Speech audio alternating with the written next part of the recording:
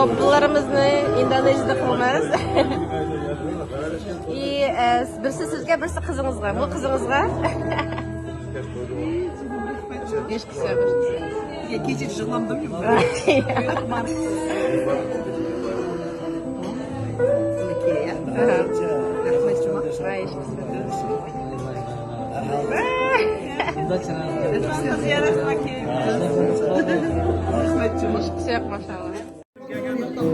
Assalomu alaykum do'stlar, kechki salom. Mana bugun Parijda Nasima singlimizda bilan Azamat inimiz, mana biz mehmon bo'ldi-da.